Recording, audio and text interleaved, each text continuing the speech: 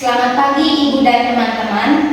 Di sini kami dari kelompok 1 akan mempresentasikan hasil problem based learning untuk mata kuliah pengantar analisis numerik. Sebelum itu, izinkanlah kami memperkenalkan diri. Perkenalkan, saya Herlinda Fatmawati Jun sebagai moderator dan pemateri kelima. Perkenalkan, nama saya Diva Dewi Tukang sebagai pemateri pertama. Saya Pedubu sebagai pemateri kedua.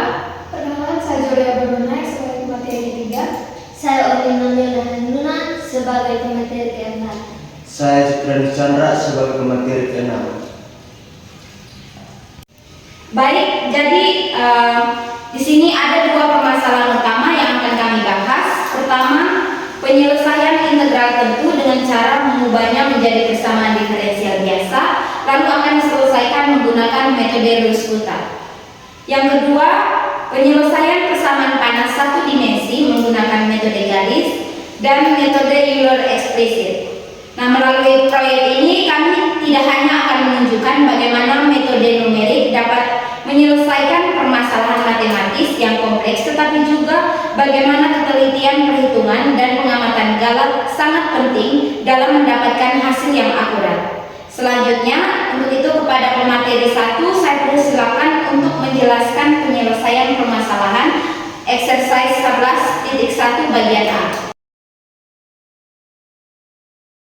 Baik, yang pertama kita akan menghitung integral tentu dari integral A sampai B dari dt dt.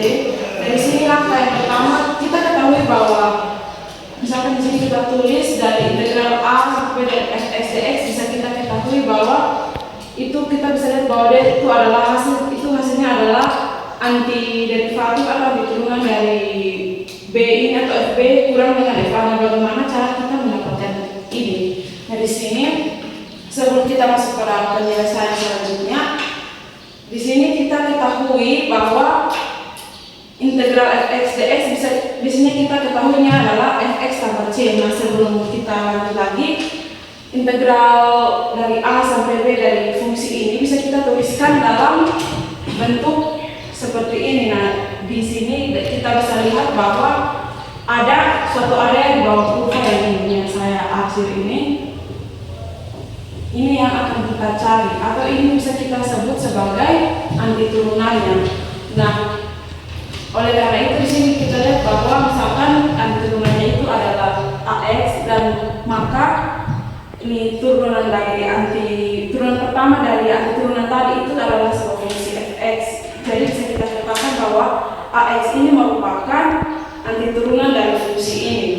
Kemudian misalkan kalau kita substitusi X sama dengan A ke dalam integral yang ini, maka kita ketahui kalau integral dari A sampai K adalah 0. Karena kenapa dia sama dengan 0? Karena kalau kita lihat di yang kedua ini, kalau di grafik pertama tadi kan kita lihat bahwa dia ada titik dari A ke B, itu di bawah, di antara ini, di bawah kurva ini ada wilayah-wilayahnya atau ada bagian-bagiannya. Tapi kalau kita lihat pada yang kedua yang integral dari A ke A, itu dia hanya satu wilayah saja di bawah kurva ini. Jadi kita bisa anggap bahwa integral dari A ke A ini sama dengan 0. Nah, bagaimana selanjutnya? Kita akan lihat bahwa ketika kita sudah substitusi yang X sama dengan A tadi, kita bisa dapatkan bahwa integral dari A ke A adalah sama dengan 0, sehingga di sini bisa kita tuliskan bahwa 0 sama dengan FA tambah C. Kemudian kita pindahkan C ke sisi sebelah, jadi kita dapatkan min FA. Nah, di sini berarti bisa kita katakan bahwa yang hasil ini merupakan sebuah konstanta di dalam yang ini. Kemudian karena kita sudah dapatkan hal yang konstanta ini, kita bisa tuliskan ulang bahwa integral dari A sampai X ft dt sama dengan anti turunannya itu fx kurang fa. Nah, kita sudah lihat bentuknya seperti ini. Kita bisa menulis ulang ke dalam soal kita di sini, yaitu integral A sampai B dari dt dt. Jadi bisa kita tuliskan sebagai integral A sampai B dari dt dt sama dengan fb kurang fa. Untuk contoh soalnya akan dijelaskan oleh teman saya. Baik, sekarang kita masuk dalam contoh soal. Di sini kita memiliki integral tentu dari t kuadrat terhadap T dari A sampai B. Oke, di sini kita masuk dalam penyelesaian. Kita definisikan YT itu sama dengan integral dari 0 sampai T S kuadrat TS. Maka kita mempunyai Y aksen T-nya itu sama dengan T kuadrat dan Y0-nya itu sama dengan 0. Maka jika dihitung secara eksak itu kita memiliki integral dari 0 sampai 1 T kuadrat dt sama dengan T pangkat 3 per 3 T evaluasikan dari 0 sampai 1 sehingga dia ada di sekitar 0,33 sekian. Kemudian kita gunakan metode Runge-Kutta pada interval 0,1 dengan n-nya itu sama dengan 2.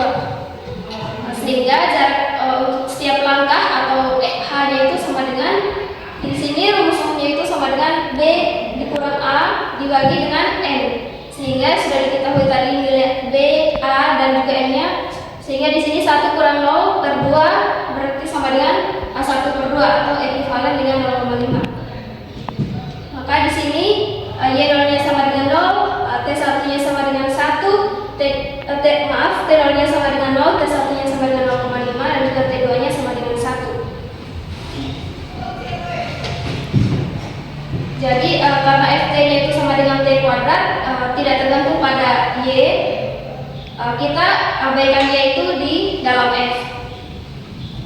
Di sini kita masuk dalam langkah pertama dari t0 sama dengan 0 ke t1 sama dengan 0,5. Untuk k1 itu di sini rumusnya itu f dikali ti, sehingga kita masukkan nilai ti-nya di sini, maka dia hasilnya itu adalah 0. Kemudian untuk t2 rumus umumnya itu sama dengan f dikali ti ditambah h per 2.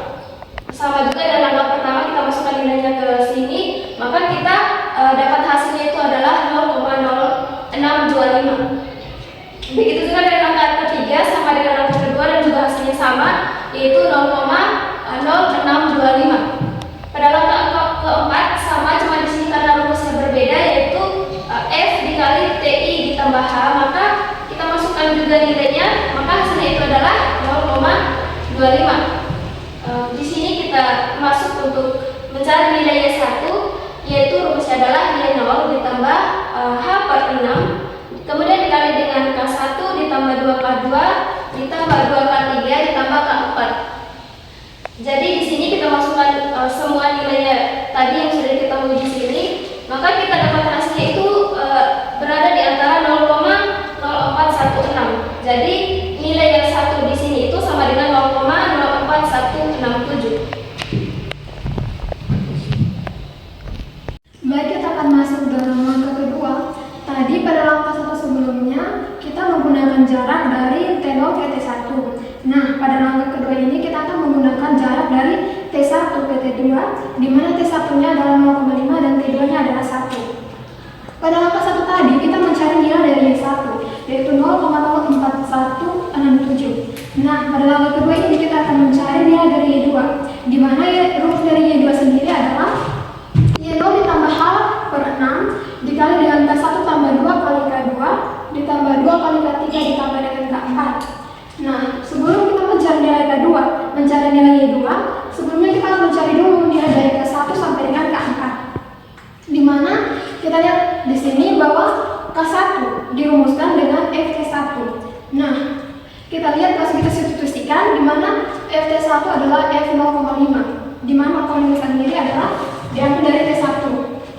Nah, langsung saja kita kuadratkan. Mengapa kita kuadratkan? Karena tadi pada penjelasan teman saya sebelumnya kita menggunakan bentuk FT sama dengan T kuadrat. Jadi langsung saja kita selesaikan. 0,5 kita kuadratkan, hasilnya adalah 0,25. Nah, selanjutnya adalah mencari nilai K2. K2 di sini dirumuskan dengan F dikali T1 TI ditambah dengan H per 2. Langsung saja kita substitusikan nilainya. T1 sama dengan 0,5, hanya adalah jarak H sendiri adalah jarak setiap langkah yang telah dijelaskan oleh teman saya sebelumnya, yaitu 0,5 kita bagi dengan 2. Maaf sebelumnya ini 2. Jadi 0,5 ditambah dengan 0,5 bagi 2 hasilnya adalah F 0,75. Kita pakai bentuk T kuadratnya menjadi 0,75 kita kuadratkan hasilnya adalah 0,5625. Begitu pula dengan nilai dari K3. Nilai K3 dan K2 ini menggunakan rumus yang sama sehingga hasilnya juga 0,5625. Selanjutnya kita mencari nilai dari K4. Nilai K4 sendiri dirumuskan dengan F dikali TI ditambah dengan H. Sehingga kita substitusikan nilainya menjadi F 0,5 kita tambah dengan 0,5 untuk H-nya, sehingga F1 kita kuadratkan menjadi 1. Nah, kita sudah menemukan nilai dari K1 sampai K4. Selanjutnya kita langsung saja substitusikan nilai dari K1 sampai K4 ke dalam rumus nilai Y2-nya. Sehingga Y2 sama dengan Y0 ditambah dengan H per 6 dikali dengan K1 tambah 2 kali K2 ditambah 2 kali K3 tambah dengan K4.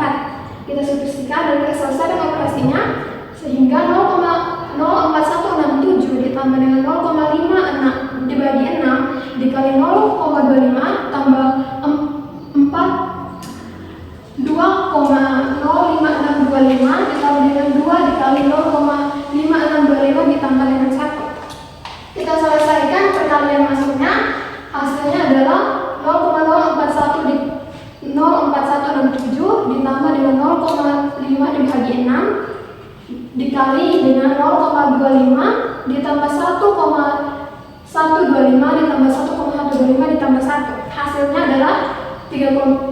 adalah 1,75 dibagi 6. Nah, hasil dari Y2 sendiri adalah 0,04167 ditambah dengan 0,2916. Jadi di sini kita mendapatkan nilai dari Y2 sendiri adalah 0,3333. Kita terima. Nah, kalau kita lihat kembali pada penjelasan teman saya sebelumnya, di mana dia menjelaskan tentang perhitungan langsung secara eksak. Nah, tadi pada perhitungan secara eksak dia mendapatkan hasil 0,3333. Nah, untuk langkah kedua saya sendiri ini menggunakan metode rumit peta dengan 2 langkah. Ini sebagai langkah kedua dan teman saya sebelumnya menjelaskan langkah pertama dan juga langkah secara eksak, sehingga hasilnya itu akan sama, nilainya hasil dari Y2 menggunakan rumit peta akan sama dengan hasil perhitungan langsung secara eksak.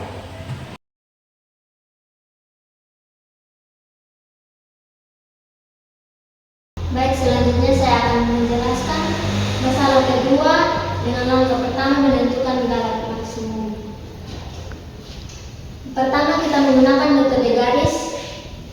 Misalkan kita ambil n titik domain x elemen dalam interval 0,1 dengan jarak antara titik h sama dengan 1 per n tambah 1 dan titik-titik grid xi sama dengan i kali h dengan i sama dengan 0,1 sampai n tambah 1. Karena ada kondisi batas di x sama dengan 0 dan x sama dengan 1, sehingga kita dapat menyelesaikan titik i sama dengan 1 dan sampai i sama dengan n.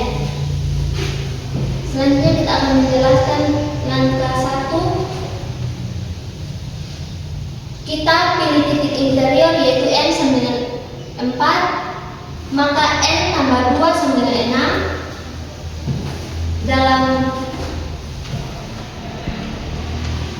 domain x elemen 0,1 dengan ukuran h sama dengan 1 per 4 tambah 1 sama dengan 1 per 5 sama dengan 0,2 sepanjang x. Titik-titik grid x0 sama dengan 0, x1 sama dengan 0,2, x2 sama dengan 0,4, x3 sama dengan 0,6, x4 sama dengan 0,8 dan x5 sama dengan 1. Selanjutnya langkah kedua. Kita menghitung kondisi awal menggunakan rumus U kali 0 x sama dengan sin px. U 0,0 sama dengan sin pi kali 0 sama dengan sin 0 sama dengan 0. U 0,02 sama dengan sin pi kali 0,2 sama dengan per 5 sampai sin 36 sekitar 0,5878. U 0,04 sama dengan sin pi kali 0,4 sama dengan sin 2 pi per 5 sama dengan sin 72 di sekitar 0,9511. U 0,06 sama dengan sin pi kali 0,6 sama dengan sin pi 3 pi per 5 sama dengan sin 108 di sekitar 0,9511.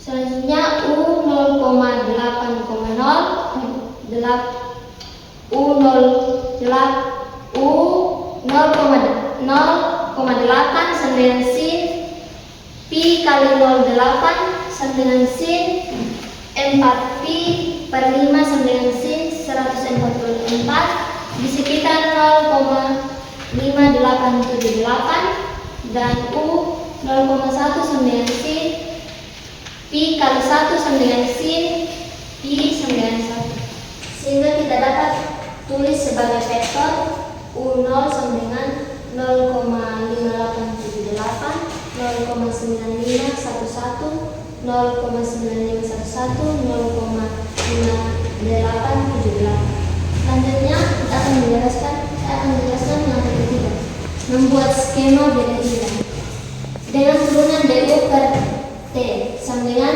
UI kurang 1 tambah 2U tambah UI tambah 1 per H kuadrat dengan H sama dengan 0,2 menuju H kuadrat sama dengan 0,04. Susunan dalam matriks A sama dengan 1 per H kuadrat dengan matriks 4 kali 4 dengan entry min 2 1 0 0 1 min 2 1 0 0 1 min 2 1 0 0 1 min 2 sehingga matriks A sama dengan 25 dengan entry min 2 1 0 0 1 min 2 1 0 0 1 min 2 1 0 0 1 min 2. Jadi turunan DU per T sama dengan A kali U. Baik, selanjutnya langkah keempat, kita akan menentukan turunan pertama dari U terhadap T dengan T-nya sama dengan 0, itu sama dengan A dikali U0.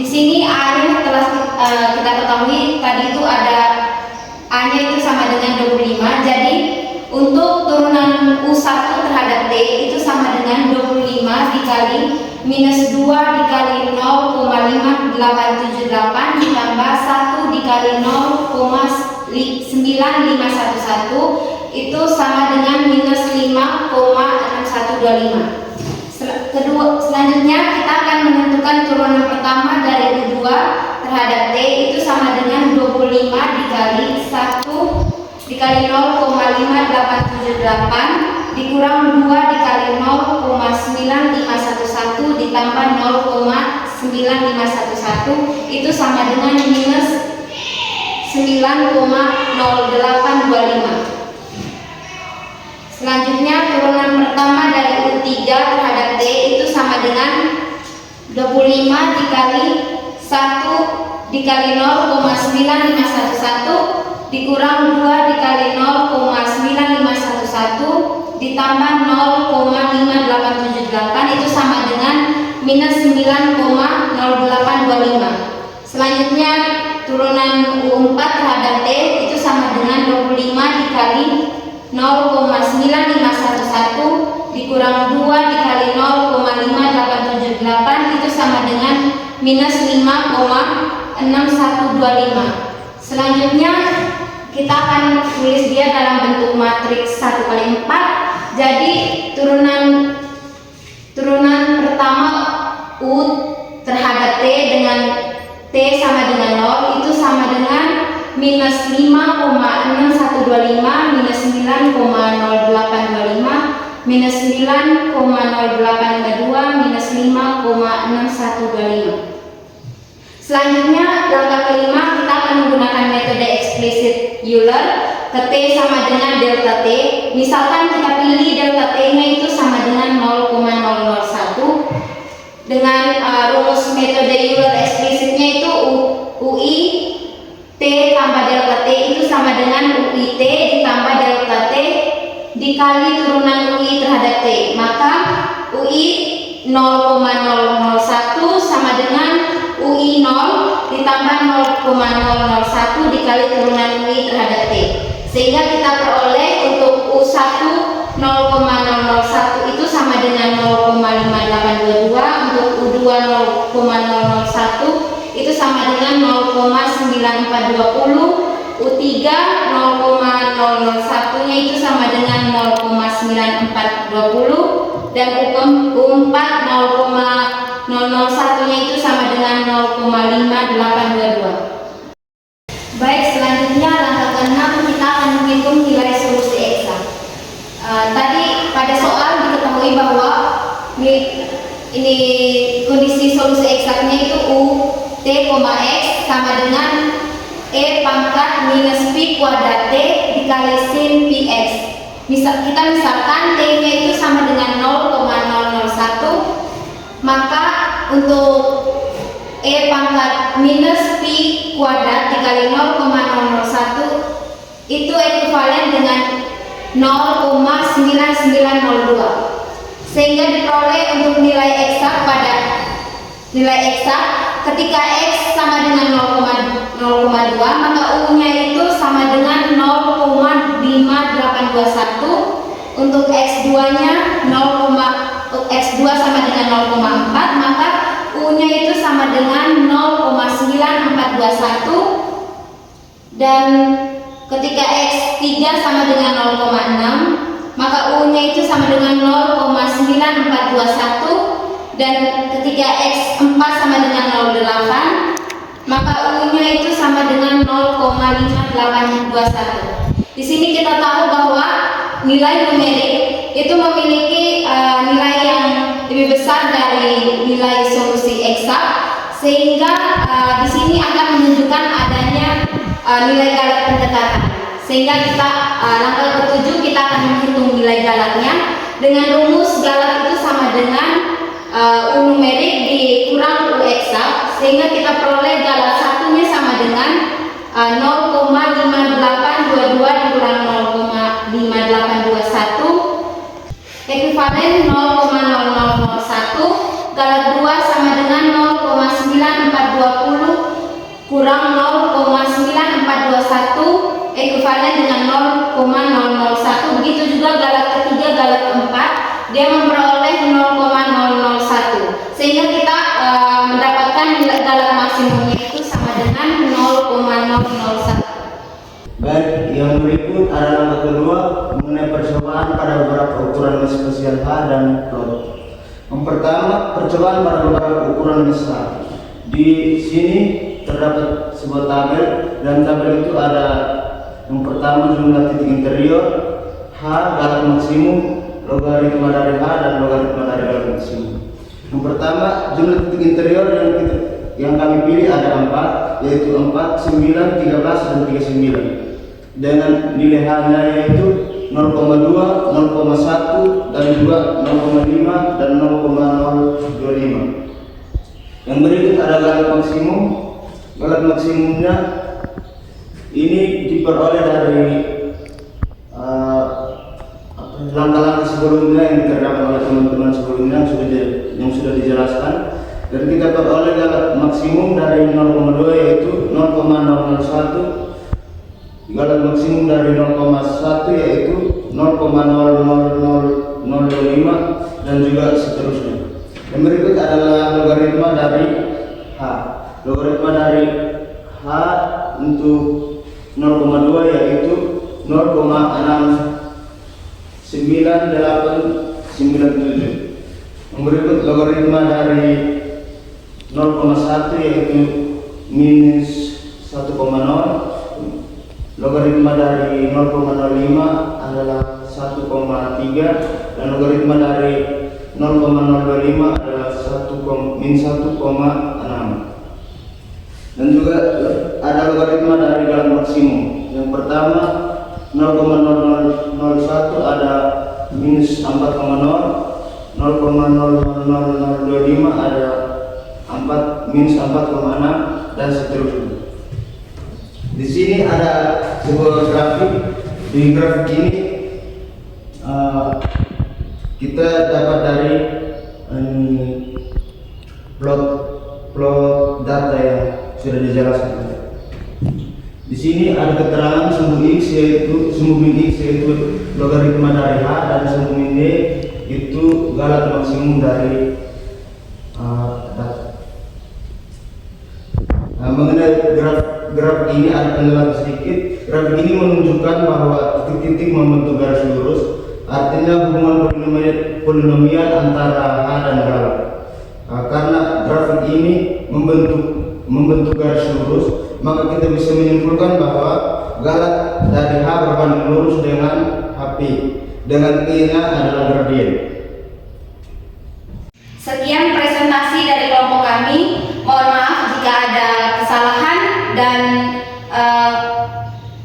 kami rasa juga presentasi kami belum sempurna. Untuk itu kami mohon saran dan kritik dari Ibu dan teman-teman. Sekian dan terima kasih.